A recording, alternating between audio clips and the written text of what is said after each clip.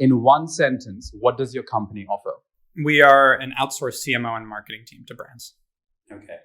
So we're going to start with the rapid fire round. The first question is, at what age do you want to retire? I don't want to retire. Work from home or work from office? Probably home. How long does it take you to get ready in the mornings? 15 minutes. In one sentence, describe to me a problem that your company is facing. A declining economy. Your favorite SaaS software tool? Captio. Most embarrassing moment of your life?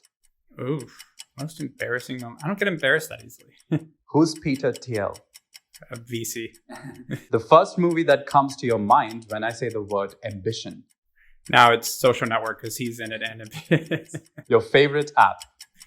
Captio. Best no-code tool you use? Best no-code tool, Captio. Okay. How many hours of sleep can you survive on? Survive 4 or 5, but thrive 7 to 8. Okay. Fill in the blank. An upcoming marketing trend is blank. AI and SMS. The city in which the best kiss of your life happened?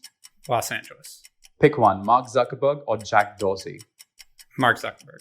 When did you last cry and why? Oof. Over my dad's passing a couple months ago. The biggest mistake of your career? Biggest mistake, giving too much trust to executives and not trusting but validating and verifying. Okay. How do you relax?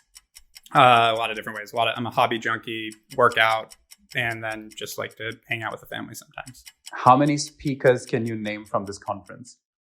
1. You want to name him? Actually 2, myself and Mike Asher, because he's speaking with. Okay. How many cups of coffee do you drink per day? Almost none, except for when I travel overseas and I do a cup in the morning. A habit of yours that you hate? Habit of mine that I hate. Don't really have that. I have a lot of willpower, so I usually cut those. The most valuable skill you've learned in life? Valuable skill I've learned in life. To be a doer, I'd say, to actually get things done myself. And the last rapid fire question, your favorite Netflix show? Favorite Netflix show? I want to start the newest Stranger Things, but I haven't yet. But that probably would be it. There's a few great ones, but probably Stranger Things. Okay, that's the end of the rapid fire round. You didn't have any passes, so that was amazing.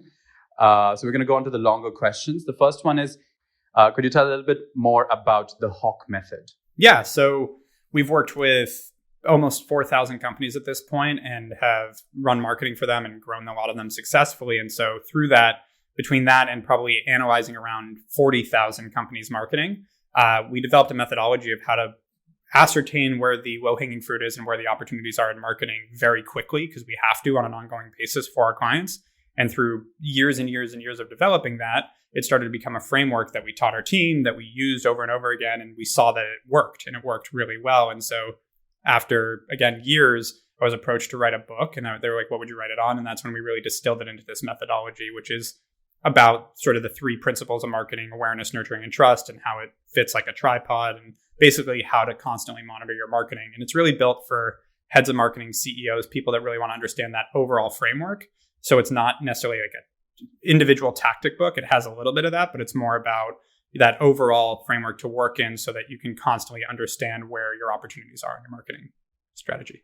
And how have you, over your career, learned to figure out where the low-hanging fruit is? Yeah, so I think like most things, it's about simplifying it, which is a hard thing to do. Like I think it was Mark Twain that talks about like short story is much harder to write than a long story. And it's the same kind of idea as how like if you want to spend the next month analyzing a marketing strategy, you can probably come up with some things. But what if you have 30 minutes to really figure out what to be paying attention to and where to work?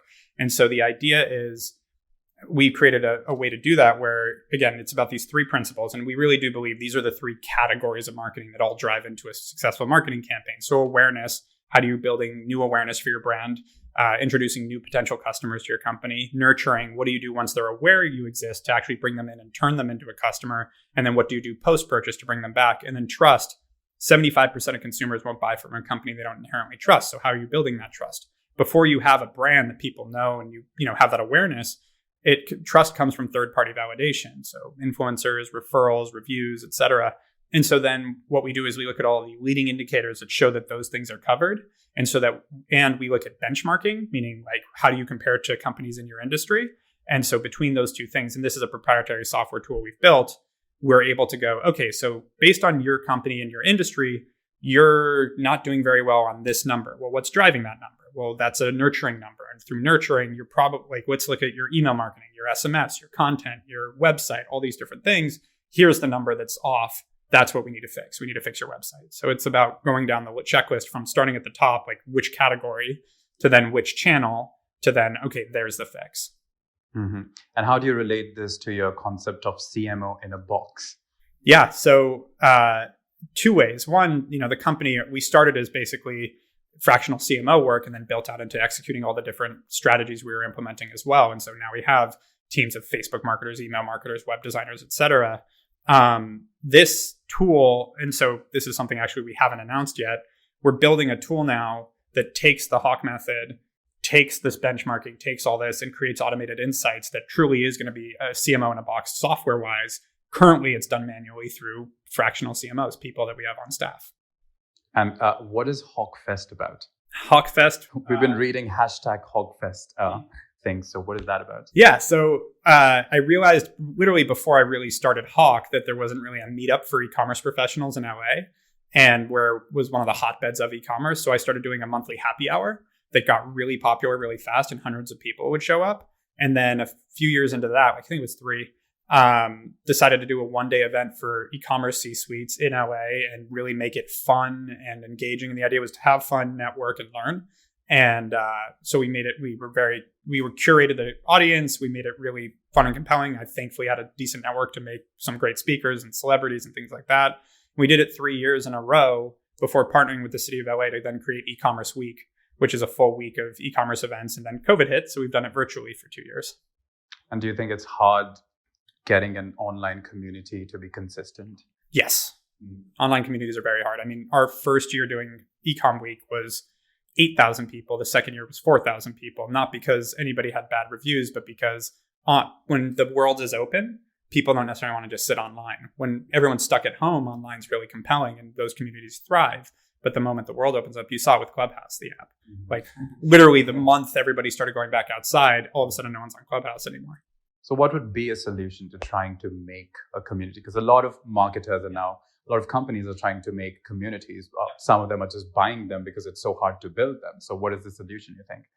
In person, it matters just as much. That's why we do in-person events too. It's hard, we're a global business. We have offices in China and Philippines and Canada and the US and the UK. And we still throw an event in LA because even if people are flying in, or even if you can only grab that core audience, I think it's a lot harder to build community online, just as much as it's hard to build community through a virtual company, which we are now too. That it is a lot more difficult. That doesn't mean it's not doable and that the cost isn't worth the reward, but you have to add in person. Just we're biologically, that's where we really build relationships. Okay, and talking about the company again, what do you mean by Hawke Media Agency, but with an S? Agency, I don't know where that came from. Sorry. From the Twitter feed, but I think, we can skip that question. So you're headquartered in Santa Monica, extreme west side of the US, yet here you are at a Euro-based conference. What is your intended presence in Europe, and how do you intend to get there? Yeah, so we in February acquired an agency in the UK and partnered up with a man named Will Tickle that is now our head of Europe, and we're looking to expand throughout Europe. And so we've created this concept of very nimble, flexible, accessible, great marketing solutions. Like that is the mission of Hawke Media is to create accessibility to great marketing, because what we found in the industry is 99% of marketing agencies have no idea what they're doing. And the 1% that are good are really expensive, want long contracts, high minimums, et cetera. And so we just wanted to solve that by saying, let's be good at what we do, but really easy to work with. Like not that novel of a concept, but frankly, in our industry, it is. And so we did that in the US, grew incredibly fast. And now, with 300 people, we should start looking at where else in the world this can help. And we've already worked with a lot of European and Asian brands to come to the US. Now we want to start working on that same model in Europe. And so we found a great partner. We're able to get to a deal, and now spent the past few months integrating, and soon enough are really kicking off growth out here. So we're starting in the UK, but we're looking at actually our next target is the Netherlands. We'll see how that works because opportunity has to arise as well. But we are really excited about being in the Netherlands as well. And speaking of clients and partners, could you name us one client that you've loved working with, an interesting case study about a client? Yeah. So another little anecdote about Hawke is we started doing a lot of angel investing about a year in, turned into a small venture fund, a $5 million fund, which then turned into a $50 million second fund. And we had a client for, at that point, 3 years called The Sill. It's a plant company that we took from, a small little New York-based online direct-to-consumer plant company to, tens of millions of dollars in revenue, really solid company. And they went to raise some money, and one of my marketing managers that was managing it calls me and goes, "Hey, I don't want to do this behind your back. Would you be okay if I invested in one of our clients?" I'm like, tell me more. And so he ended up investing. We invested in the company. And since then, they've grown massively, and they've become one of the biggest online plant companies. And we've been able to be their marketing team, plus give them funding, plus advise for them. And it's just been an awesome partnership. And it's a woman-led business. It's really impressive business. And so that's been a great one. All right. And the last question is, what would you be doing if not this?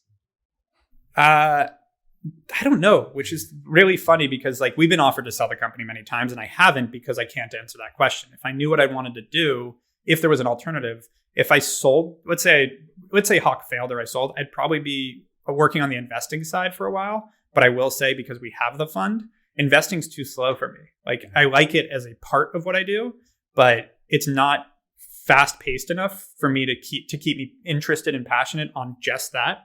So the way I do it now is I have a business to operate, and then I also get to invest. And so to do one or the other binarily doesn't sound that enticing. So I think the other thing is, I joke all the time, I am just one, rough decision away from owning a taco shop on the beach in Mexico. So it could swing the far other way, that if I wasn't doing this, I'd just be surfing. Okay. All right. Well, that's the end of the interview.